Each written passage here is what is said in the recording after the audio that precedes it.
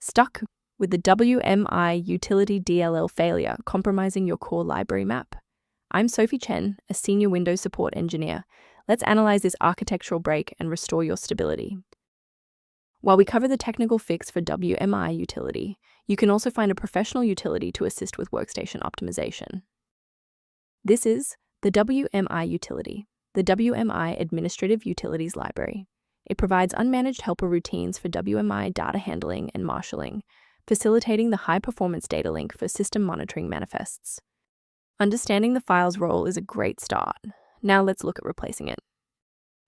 Wmutils is maintained by Windows itself. Run the system file checker by typing sfc/scan now in an elevated command prompt to detect and repair system-level file issues.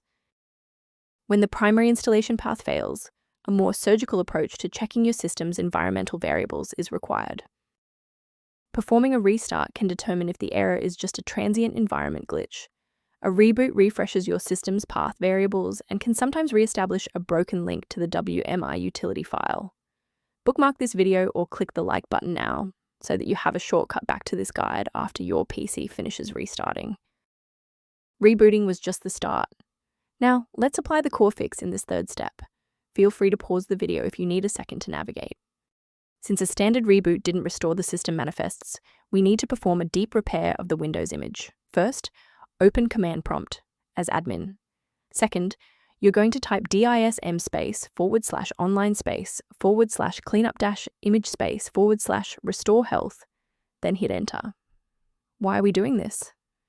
Well, this forces Windows to download a fresh master copy of the system manifests from Microsoft servers to replace corrupted source files that SFC can't fix on its own.